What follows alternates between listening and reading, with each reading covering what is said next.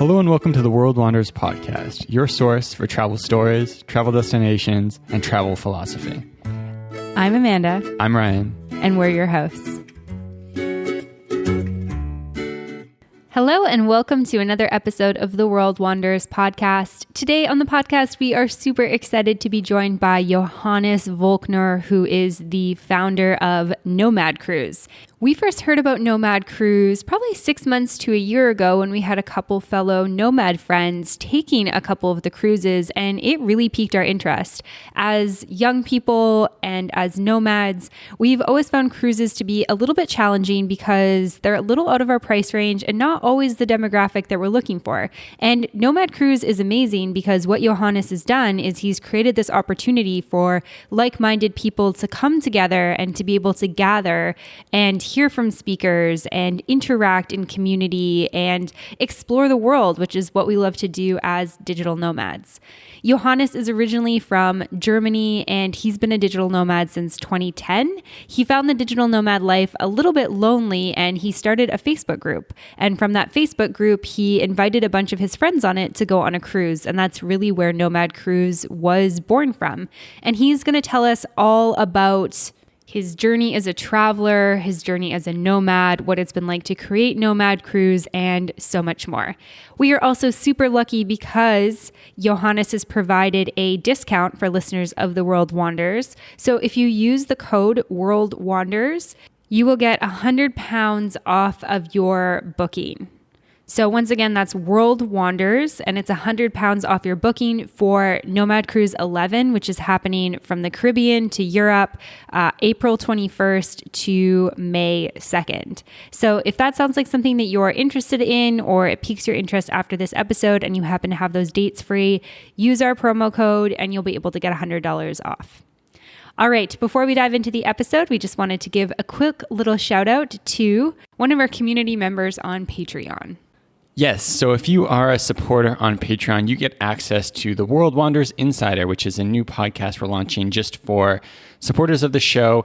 It is currently focused on our first series, which is about digital nomad life. So we are interviewing all sorts of cool people about their stories of going from more regular careers, traditional careers, into digital nomad life, how they made that work, really getting into the details to give you guys examples of how it's done, and beyond the glitz and the glamour and the laptop on a beach stuff, people who are actually traveling and working. So that's our series. You can find new episodes every month on Patreon, and there's already 4 episodes out. One will be coming next week as well.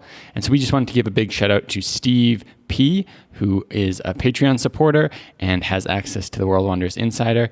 And if you would like to find out more, go to patreon.com/theworldwanderers. All right, now on to the episode. Johannes, welcome to the podcast today. We're really excited to have you here with us. Yeah, great to be here. Where in the world are you joining us from? I'm actually in Mallorca on its island in Spain. And I'm here. This is like a little bit of my base where I spend some time of the year. Okay, nice. Yeah, I was going to ask if you had, I know you're from Germany originally, but if you had a home, is that kind of like where you spend the most of your time if you are a little bit more settled? If I am a little bit more settled, then I like to be here because it's a great, beautiful island where you can be anywhere in Europe very fast because it's so well connected, because it's so touristy, but it's also just really, really beautiful. So, and I have some friends here. So yeah, that's my base. Amazing. We haven't been there yet, but we need to get there for sure. And we are so excited to talk about Nomad Cruise. It's been on our radar as something that we'd like to do in the future. So definitely excited to pick your brain about it. But before we get there, can you tell us a little bit about, your travel story, like how you got into travel and when you started traveling? So I actually I kind of started traveling already in 2001, I would say, when I went with my friends on a road trip to the US, and we, went all over from Chicago to Mexico and then back by car. But and then I've been like doing a lot of backpacking all my life afterwards in Thailand, Southeast Asia, where I was already like 15 years ago. And so I really always really loved this. And then one day I moved to, I was in Australia, working holidays. I did this there 1 year, where in Sydney. I was living in Sydney and then traveled all around the islands and these things. And then I heard once about Cape Town. Someone was telling me about it, and I was talking about Sydney, how much I loved that city. And so I ended up actually studying in Cape Town a few years later. I met someone there and I got engaged. And so I was living in Cape Town for 5 years.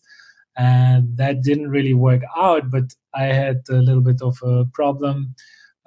When I was living in Cape Town, and that was that I couldn't really find any work in living in South Africa. So I always wanted to work in tourism actually, but I was doing, some tour operator job there, but that all these things didn't really work out. And so I started to work online, and eventually when this relationship didn't really work out, I was a little bit lost and I was thinking, what can I do? But I had an online job. And so I started to travel again and go to the places where I've never been before, like Philippines or South America. And that's how I became like a digital nomad. Okay. Yeah. It's interesting. It's always, sorry. It's funny. It's because it's like that story of like putting yourself, and maybe not putting yourself, but ending up in a position where kind of working online is like the only option, and then having to figure it out from there. And was that would have been in like the late 2000s? That was in 2008 when I really started. So actually I read the 4 Work Week. So I was looking for business ideas. I stumbled across this book from Tim Ferriss, which just was released at that time. And that basically, by reading this book, I realized like, I just need to figure out how to learn some things online, but that's a great way how I can live in South Africa, but also visit my friends in Germany. Like, it was not really about traveling or whatsoever. I just thought, I need to figure out how to work online. And then I became a virtual assistant and just learned like everything, taught myself everything, basically getting paid for it as a virtual assistant. Yeah. That's amazing to hear. And it's so interesting that was back, 2008, 2009. I think for us, we took our first big backpacking trip in 2011. And that was the first time, like, I had never heard about people like working and traveling before then. And at that point, we didn't even meet that many people doing that. I'm kind of curious, like, what was the world of digital nomad life like back in like 2009? So I started end of 2010. That's when I went to the Philippines to just like work from there. And there were not many people doing this for sure at that time. Then I went to South America, and I think in 1 year, that was then 2011. In 1 year, I met maybe 5 people or something who were also working online or doing like something that was a little bit similar to what I was doing. And so I thought, it's amazing that I can do this, but I just really want to meet other people who are doing this as well, because I cannot go from one hostel to another and just talk about accents every night, right? Like, I had been doing a lot of backpacking before. And so I wanted to do a little bit more. Like, I wanted to connect more to people who have like the same problems like me, working and traveling. Yeah, absolutely. I mean, we can relate to that. And it's like, it's so crazy to think about 1 year meeting just a couple of people doing that. Because, sometimes even as a digital nomad now, when you have a big community of nomads, if you're not all in the same place, it can still feel a little bit lonely. And there's like thousands of people doing this now. So it's crazy to think about what a difference that would have been back then. Yeah. And so what was kind of the next step? Like, you're out there, you're working and traveling, you're in this digital nomad sort of sphere, and it's kind of lonely. Like, what was your next step that kind of got you towards founding Nomad Cruise? Okay, so what happened then was, like, I was in South America and I figured out that I cannot like travel, because I cannot just change my destination every week and continue, to run and work on these things that I was doing at that time. So I had a little e-commerce thing that I developed, like a partnership with my mom, where I helped her to, sell cards for therapy online, which are still working today. And being used by thousands of therapists. Like that was my little lucky shot. But so anyways, I was working on these projects, but I couldn't really continue to grow what I was doing because I was changing my destination every week. So I went to Rio de Janeiro, and there I realized, like how nice it is to meet people and be at the same place with like for a longer time, because I went to a language school. So I noticed, having community, that is what's like my key. I go to a couch surfing meetup, I would go to a language school, and I would have like a nice community, not of backpackers who are just continuing to move, but who are a little bit more based in a city. And so I experienced this, and then afterwards I met a guy who was also working online, and we traveled through the northern part of Brazil, and we were just kite surfing there. And it was really cool because we went for 2 weeks, and we did a lot of um, yeah, we went 2 weeks into like a quiet spot where we did more work, and then we went to another place where we had a little bit of party and things, a bit more social. So that was a really cool combination. So I really learned that community is really, really important, and that's like the only way for me to continue doing this, because I didn't just want to do like this backpacking, what I had been done so many years before. And so then I had the idea, I can create some kind of ebook that would showcase the best places that I found traveling. And I can share this with other people, and I can share this idea, if you can work online, you can also go to this destination that costs like $1,000 a day, a month to be there. And that was, so I made this ebook, and just to connect to more people. And the ebook didn't really take off, but I did some online ads, and if I would have known what I know today, that would have been really, really worked out well. Anyways, so then I invited all these people who bought this ebook into a Facebook group, and that was the first Facebook group for digital nomads. It grew very fast. It grew like very fast to 5,000 members, because there were not so many other groups that were calling themselves, digital nomad Facebook group. So it was growing fast. And then I thought, I want to do some kind of project for these people, because I really want to meet them. And then one day I saw a cruise that was really cheap going to, from Europe to Brazil. And I thought, hey, this would be so cool if I could now invite, if we could meet on this cruise ship and arrive in South America together, then we have like a great community of people, and I don't need to do all what I did in Rio de Janeiro before, where I need to like jump into a place, know no one, go to a language school, do all these things to like network, to meet some people. And I would like, just on this cruise ship, we would meet a lot of people before, we can learn from each other, and then we can go to South America and meet in different places around the world. So that was my initial idea when I saw this cruise ship, and I posted this, and I said like, yeah, how about, anyone wants to join on the ship? And 100 people booked this cruise within 3 weeks. Wow. So that was the start. And so what year was that? That was in 2015, November 2015, yeah. So I have to say, so basically I had organized like some small events before. I just really like this lifestyle, but I was just looking for other people who were doing the same thing. And then the cruise was just like, at that time, there were not so many co-living places. There was not so much happening in Bali, like it was slowly taking off in Chiang Mai. And so it was a good time to, kickstart, like post this cruise.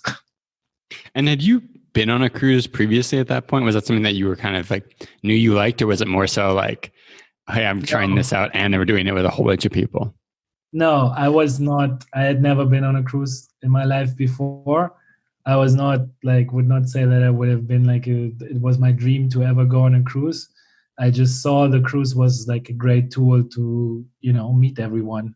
And no, I had never been before. And I actually went to the cruise ship company before I went there, and they were laughing at me. They said like, okay, what are you like you don't even know these people, like, because I was like, hey, I'm bringing you 100 people, can I get a little commission or something? And they were like, no, you know like, let's first see like what you're doing there. And then they saw what we did on the cruise, and then we behaved all really well, and then we became a little bit more friends. Yeah. They're like, let's see if you guys like tear this boat down before it gets to Brazil first. Exactly. So, yeah. And so that's one thing that we were kind of curious about when we were thinking about it. How do you like, because these, like, you're, one person at that point in time, these cruise companies are gigantic companies.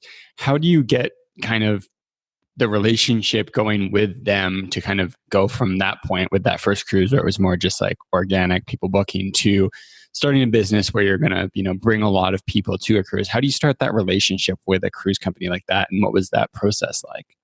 So you just do it. That's it. And you don't ask them. I think that's the best way to start, right? Like if I would have like ever thought, I want to bring 100 people on a cruise ship or something, like I had no clue what is going to happen.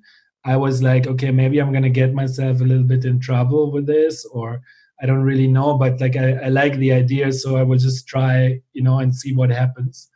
And so, yeah, I mean, it's like lean startup, right? Like this is the easiest way how you start, like you can always think, how can I start some kind of business in the most, if like easiest, simplest way?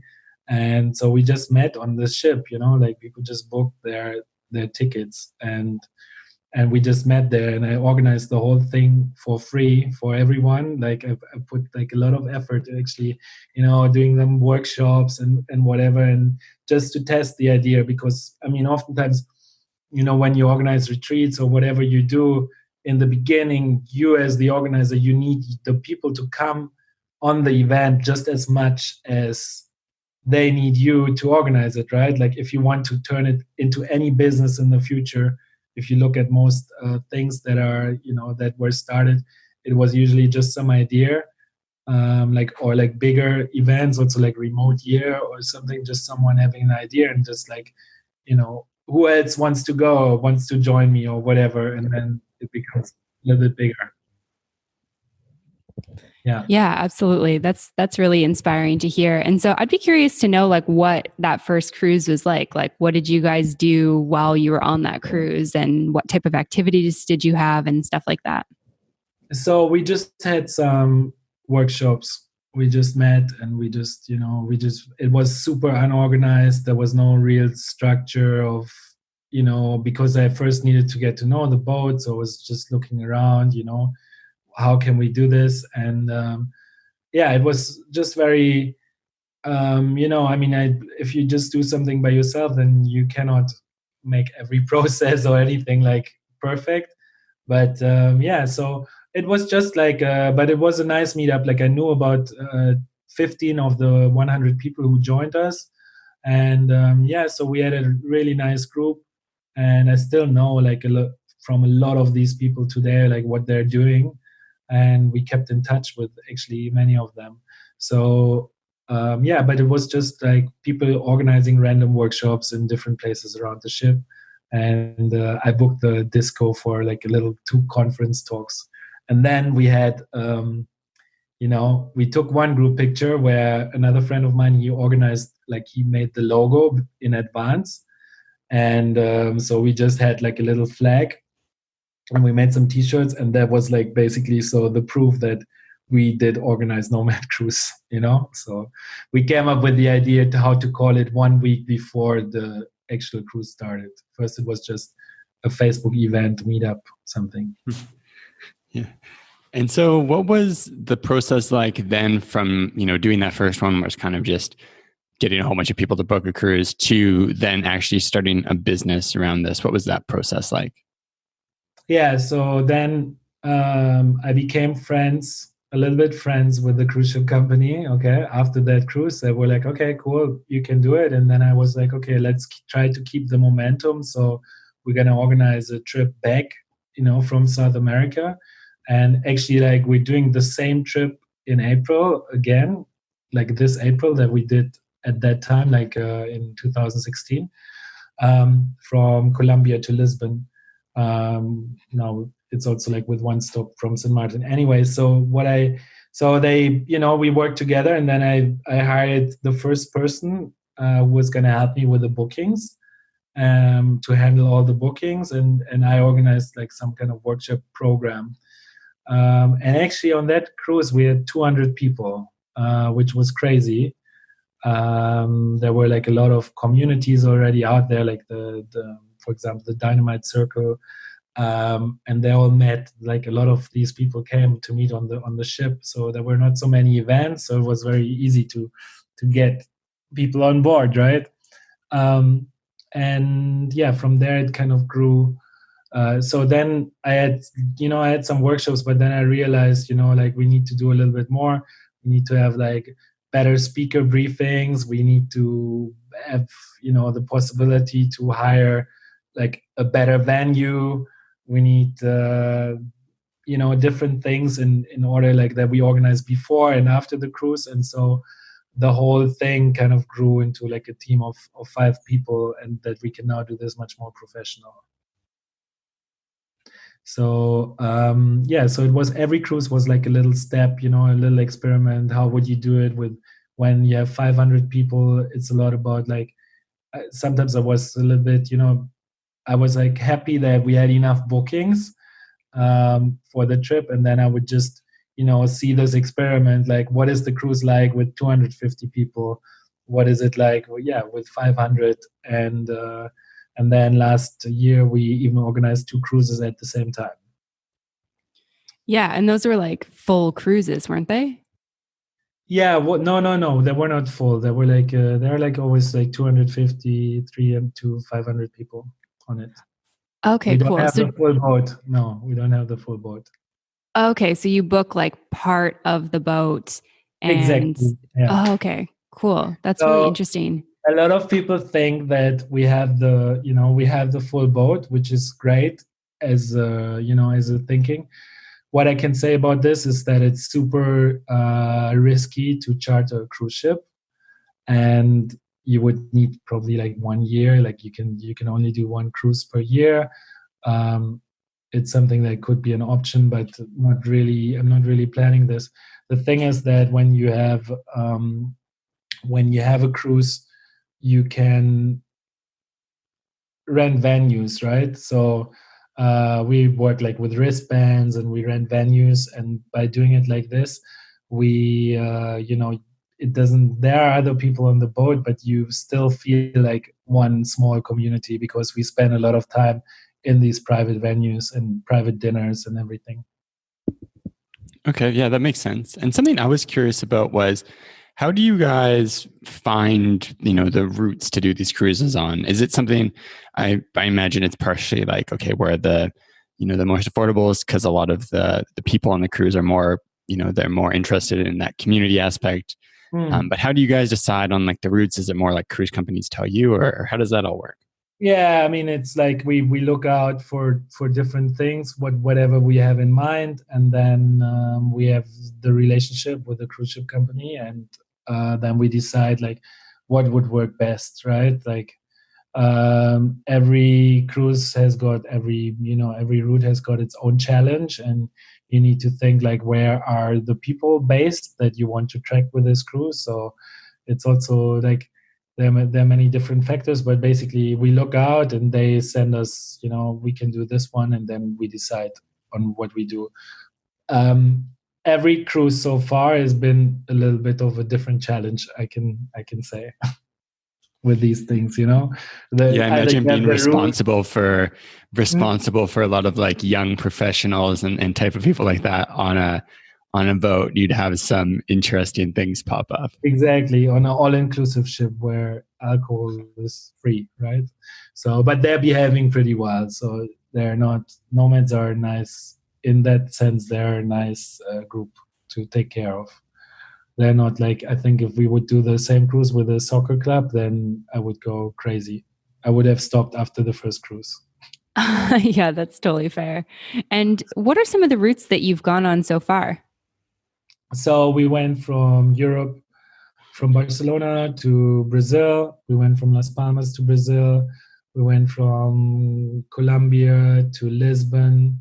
We did that one twice, and now we're doing the same one again in April. And then we went from Athens to Dubai, and we went from Malaga to from Spain to Greece, and we went from oh no, I can't even remember anymore. Now we went from we did one from Malaga to Lisbon. Yeah. Amazing. We have friends that went on, I guess it would We have been went like, from Las Palmas. We went from Las Palmas to Lisbon. That was the trip. Yeah. okay, cool. Yeah, we had friends that were on the two cruises, the cruises that ran at the same time. One of them was on, I think, Nomad 9, and one of them was on Nomad 10. And we were watching their Instagram stories from Panama, being like, "Why aren't we there?" Looks so Okay. awesome. Okay. Yeah. Yeah. Very different. Two very, very different cruises. When you have like on the one hand, like number 9, we had a lot of people who were like for the first time on the cruise. And on the other one, number 10, it was only people who joined us before, or like 90% of them. So the vibe is like everyone loved it, but the vibe is completely different. Like when you have people who are like all just connecting for the first time, there's a lot more like emotion. And the other one is a bit more chill, but it's both was really good. And when the cruises are taking place, are you typically on the cruise yourself, or do you stay back and manage things? So I'm there, but I'm not like so super involved. I'm just looking and making notes, like what can we do better? How can we improve things? So far, I have been on every trip, even the ones who was happening at the same time. I joined the one for 4 days and then went to the other one. So I have been on every cruise, yeah, and I will probably continue this a little bit more, not so much, hopefully. Sometimes Yeah. I will need a break as well. Yeah, yeah. And something I'm curious about just from looking at the cruises and stuff is it looks like you guys release kind of like one at a time. I'd be curious to know like kind of the back end logistical side of things. Like, do you guys release one at a time but know that you have your next one, or is it because like you're still planning the rest of 2020? Like, how does that kind of work for you guys? So this is the thing, right? I don't like we release one at a time because we want to, have excitement for the next one, and we also don't want to compete with our own trips. Last year was a little bit of a different thing when we had two at the same time, but there we knew that we had two different audiences who would join. People who are new, and we really love this trip to Brazil, so we wanted to do this one, and but we also knew that the people who joined us before, they wanted to do something but they wouldn't come to Brazil. So then we had these two things. Yeah, so usually we kind of know a little bit what we're going to do next. At the moment, I have some ideas what we're going to do in winter, but I cannot even tell you if we're going to do, like, we have some options, but we might also just have one per year, or like, so it always depends a little bit. We're doing some surveys, and that helps us to decide as well what we're going to do next. Okay, yeah, that's really interesting. It's very So, important with whatever you do in business to do surveys with your audience, because sometimes you can also mess up these surveys, but it gives you a good indication of what you want to do. And also whenever when you're doing things, sometimes your audience changes a little bit, or the people who are coming, like there's other people who are interested. So you always need to keep in mind, like, what do the people want who have been my customers, and what do the people want who want to be my customers. Yeah. We actually did an interview the other day.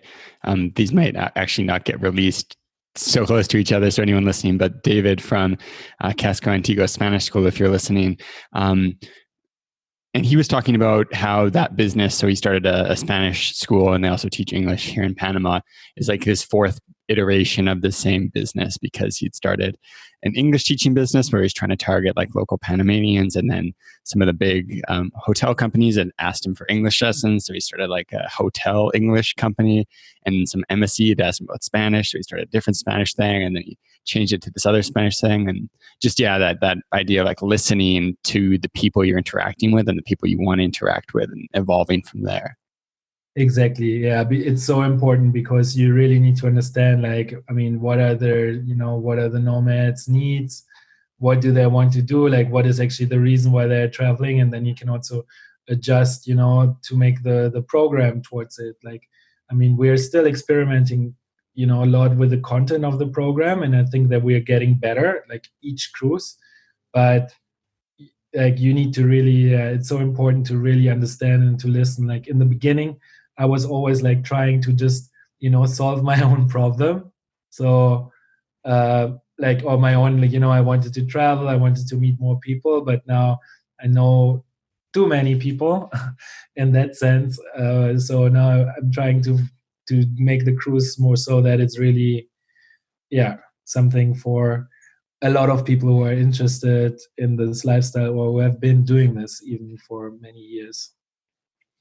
Yeah, and I have a bit of, I think it's a bit of an abstract question, but so a bit earlier on, you were talking about just going through that process of starting to be a nomad, and you have that kind of high at first of like, I'm going new places, I'm in Brazil, this is amazing.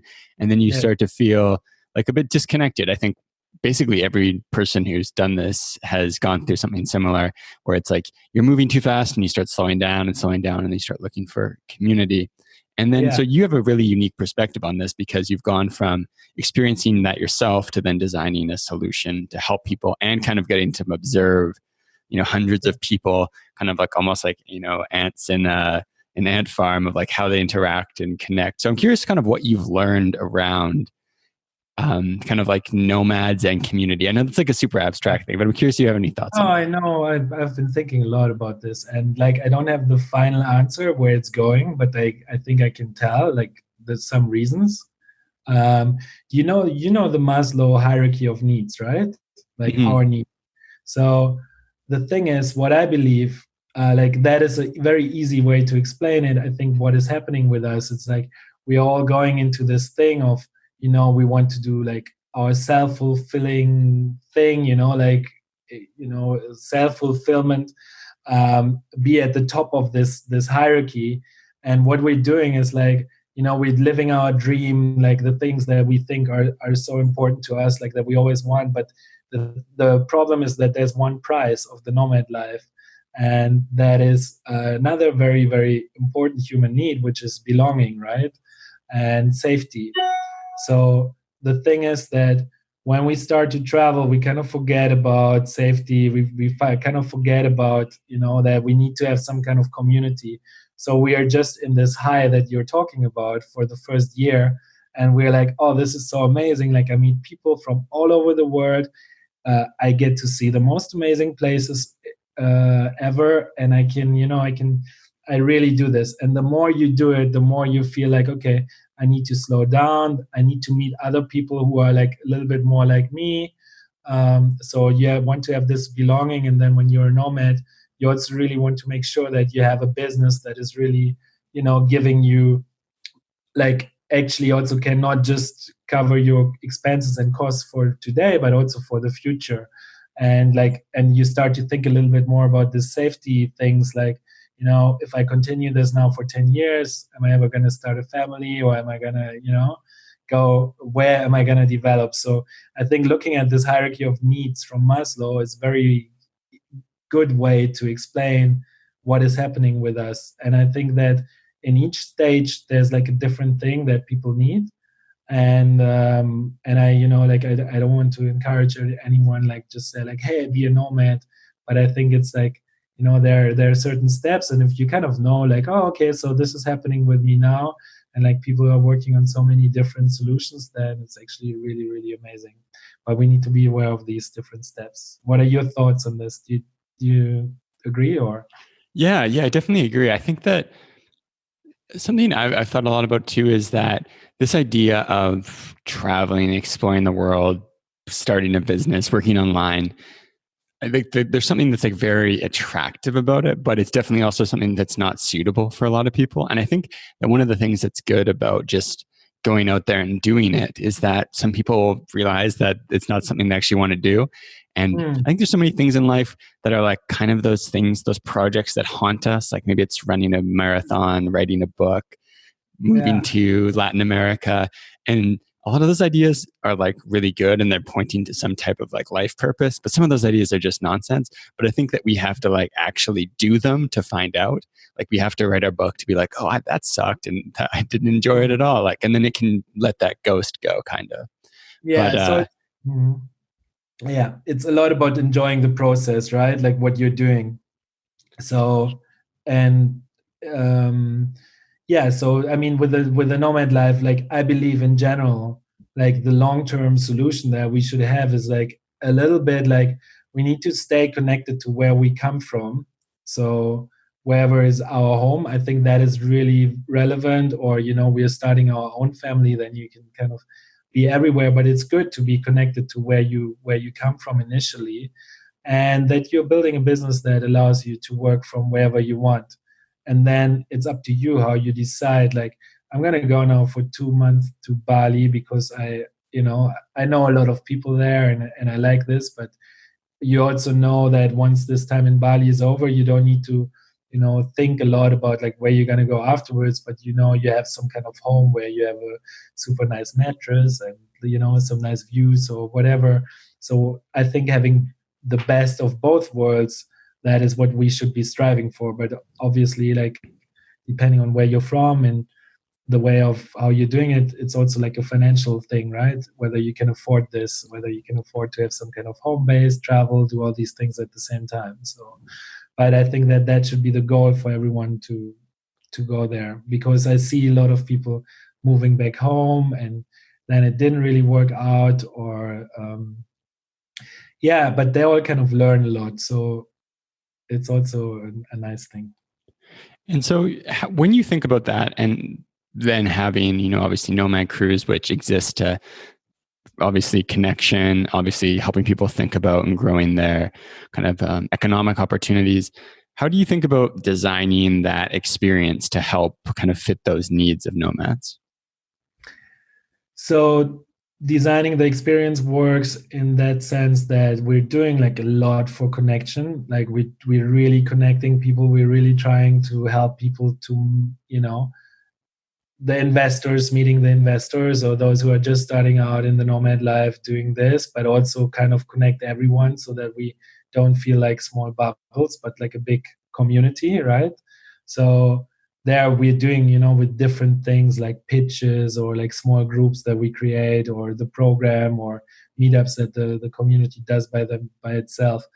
I know that, like there are certain things you can do, and then it really changes the vibe. And like on the second cruise that I kind of also still organized myself, we had such a big group, and they never really got connected, a lot of the people who joined there, because I was not, we were not doing the ways to connect people, with different programs. So what we're trying to do is, we try to inspire people, and then we try for them to to take action. And at the end of the cruise, we try for them to reflect a little bit on what they learned and all the things, and decide on one or two goals that they will now make happen. And so there's a lot of little science behind it. I want to write some articles about it in the near future, actually. Yeah, absolutely. Yeah, there's so much there, which is so interesting. So thanks for sharing that. Something that I'm curious about is when people are actually on Nomad Cruise, like you've mentioned that there's different, programs and speakers and activities, and then there's stops, obviously. I'm curious what like the day-to-day life is like. Like, are people like kind of co-working? Are people taking vacations? Like, what does that kind of look like? Okay, so the first thing that we recommend everyone is to take a detox, right? And try to work as little as possible, for two reasons. The one is that the internet is not brilliant at sea, so you can check your emails and do some things, but it's good to do it. But you don't want to bring a lot of work on the boat. And then also if you need to work, like there's so much happening all the time that, you cannot really focus. Like it's going to be very hard to focus anyways, besides the internet.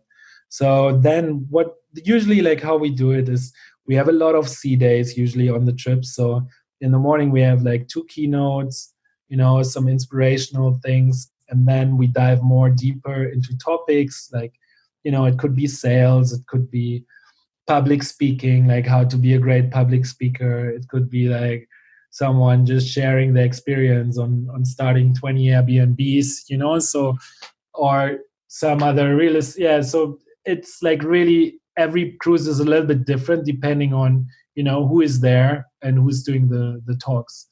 So, but it starts with like inspiration, then we dive a little bit deeper, and then usually later in the afternoon we have a bit more like, some dancing or some easy stuff.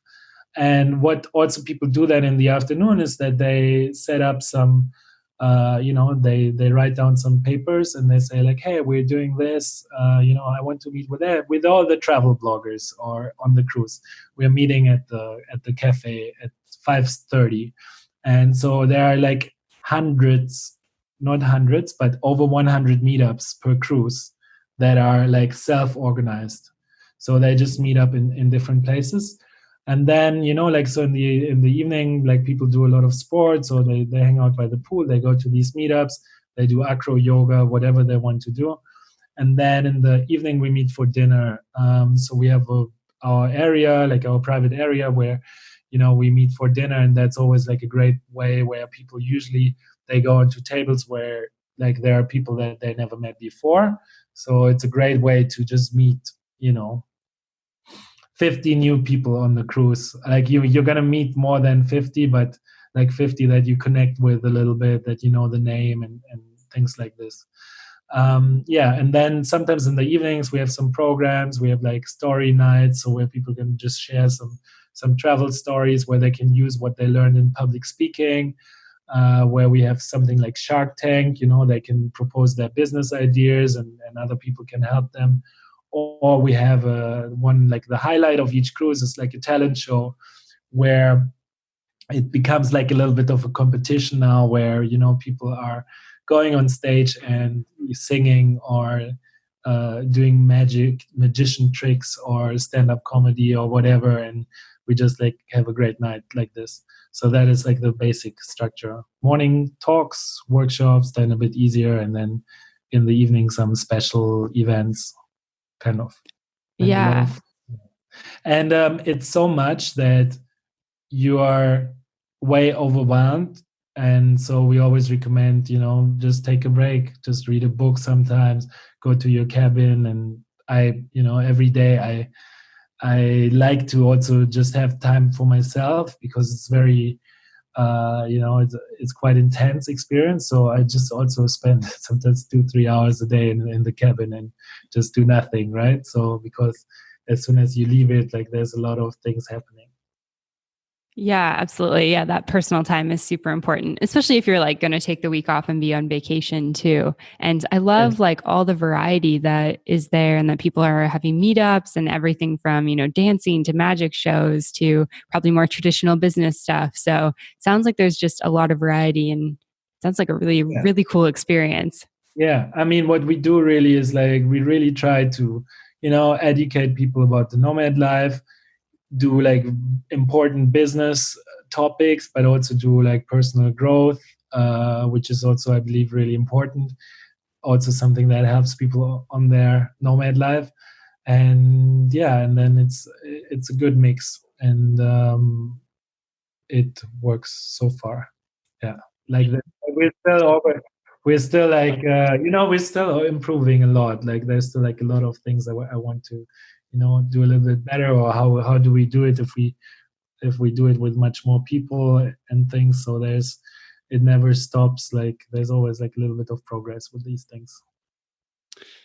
But yeah, it sounds really, really fulfilling and exciting and energizing. Just thinking about it, we've been in kind of, I wouldn't call it grind mode, because we've definitely been enjoying ourselves, but we've been in Panama now for 3 months, have an apartment here, and are kind of just like we're doing all the travel stuff on weekends, but kind of just head down working, and thinking about hearing you describe it made us both, I think, be like, oh, that sounds fun. Yeah. So Yeah, if you definitely. have no plans, if you have no plans in April, then let's talk. You can leave right from Panama, actually. Even. So Yeah, that's it's funny. We're actually going to Europe too, but because of some like weddings and other commitments, we actually were like looking at like, oh, this looks like almost perfect, but of weddings and stuff kind of interrupted that. yeah. It's quite a it's quite an intense experience. The one thing I would add there as well is that obviously, like, these things that happen on the ship have got a very big impact on people, like on their future also sometimes, like when you ask 300 people in a room at the same time, like, share your biggest struggle with your neighbor, right? Or like be a bit more open, like, they don't need to share their biggest struggle, but they talk about something that they need. There's always someone who has got the answer to the problem, and like all these conversations end up in a lot of, like business collaborations, in people meeting all over the world. Like, as one example is that we, like 5 days ago, last week, we had a meetup in Bali. There's no cruise in Bali, but we just organized a meetup in Bali because over 60 people happen to be there at the same time. And so we bring together not just the people from the cruise, but we bring together also the community of, because they are actually spending time in different places. I can go to Medellin or to Chiang Mai or many other places, and they're all like living in these nomad hotspots. And so we connect them also in that level, like after, it's not just the cruise, it's like really a lot about what is actually happening after the cruise, after you arrive, because it's more like more like a community, versus sometimes you travel and you just meet people, one on one, and then you have friends, but they all the friends, they don't really know each other. And that's the beautiful thing, if you bring a lot of people together at the same time, that they have this, community feeling, like a class trip. Mm-hmm. Yeah, and having the opportunity, I think, which is really important, to interact with people like a number of times in a constrained period of time. It's not like you see each other once and then 6 months, and so you're only catching up. You actually get to go kind of deep Yeah. with people. And Yeah. so, Johannes, I'm curious for you, like you've been on this nomad journey for a bit over 10 years and, running a really, strong, growing company now. Do you kind of see yourself in this, lane for the future? Or is there part of you that's like, I want to go back to Germany and kind of settle down and live a more domestic life? How have your thoughts on like the next 10 years of your kind of nomad journey changed? So 10 years, it's really hard. Like, I mean, basically what I'm doing now is like, I understand the need of having some home base, right? And I'm really also, I want to even spend more time in my hometown as well. I love this, or like, not I love this, but like I want to, connect with my friends and do these things, a lot more than I maybe sometimes did in the last years. But I also see myself in the future traveling a lot, like even if I would start some family or something, like I would still like to do this. In the winter time, like I think I'm a very curious person, and I know people in a lot of places around the world now, so I wouldn't want to like say like I'm just gonna settle completely, right? But I don't need to travel like nonstop. And after you travel so much, you kind of understand what you want. But I also understand that what you want also always changes a little bit, right? So maybe now I really like to spend a lot of time in Mallorca, but I don't know, if I will still be living here over the next 10 years. So Amazing. Yeah, it's hard to think about that far in the future, but I can definitely relate to a yeah, lot of what you're saying about I think, having. mm, I Sorry, go think, ahead. yeah. So what I think is that the most important thing is that, that's one thing I like to say in talks as well, like invest time in places where you plan to spend your future, right? First I was saying like, have a home base or never leave where but I think it's a lot about the, where we spend our time, because to really connect with people on a longer level, we need to spend more time there. We need to, say, hey, tomorrow I'm back in Mallorca, and then my friends would be like, yeah, let's go, let's go have some sushi tomorrow night, right? So this is also something really, really nice. And the problem with the nomad life is that the longer you do it, you meet a lot of people, but they all live all over the world. That's really beautiful, but it's also, but it can also be a problem. So or it can make it really difficult to stay in touch with everyone, and we kind of need to accept this. And it's also really nice, but I think, now I get a bit off the topic, but I think in general, it's really important that the actions that we're doing today are serving towards some purpose of what we're going to do in the future. Like I see, for example, many nomads who are, they are doing their job, they're getting by, but they're not really, I think that at the moment, maybe they know, if I continue my life like this, like I don't really build up new skills. I don't really, make progress with the work I'm doing. I'm not, moving anywhere. I'm just jumping around. Like I'm not building any long-term relationships. I think that can be a problem for some people. So I think we should, we can all live in the present, but we should also think what we're going to do then in the future with this. So yeah. Yeah, I love that. Thank you for sharing all of that. Those are really, really awesome thoughts that we can definitely relate to. And this conversation, Johannes, has been so awesome. It's been such a treat to get to chat with you and learn more about Nomad Cruise, since we've been following along for a little bit now. And if people are interested in learning more about you, what you do, or in applying for a Nomad Cruise, where can they go to find all that information? So they can, for everything about the cruise, they just go to nomadcruise.com. And we have everything there. Okay. So I'm not such a public person in general. Like I'm not super active on social media, because I like to spend my time more focused on work and then enjoy my free time oftentimes.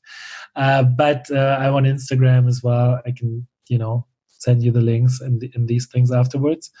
But the main source is Nomad Cruise. And if you come, we have one trip in April that is going from Colombia. Like you can start in Colombia, or you can start in St. Martin in the Caribbean, which is a bit easier to reach if you come from the US or something. And it's going to be amazing, like 10 to 14 days journey to Lisbon. So we can also meet there. I will be on that trip as well. Amazing. Thank you so much for your time today. And thank you so much for this conversation. Thank you. Yeah. All right, everyone. Thank you so much for listening to that episode of the podcast with Johannes from Nomad Cruise. Like we mentioned at the beginning of this episode, we do have a promo code for you guys if you're interested in going on Nomad Cruise 11. So the cruise runs from the Caribbean to Europe. It is April 21st to May 2nd, and you can use the code WorldWanders to get £100 off of your trip. You can just head on over to nomadcruise.com. So we'll also have that in the show notes, which you can find at theworldwanders.com. And if you have any questions, comments, or feedback, please send us an email, info@theworldwanders.com. We always love to hear from you guys. That is everything for this week. Thank you so much for listening, and we'll see you next week. Bye. To find more information, relevant links, and photos talked about in this week's episode, check out theworldwanders.com. If you have a question, comment, or feedback, send us an email at info@theworldwanders.com. Join our community on Facebook at The World Wanders or on Twitter at WorldWanders1. As always, thanks so much for listening. Have a great day. Bye.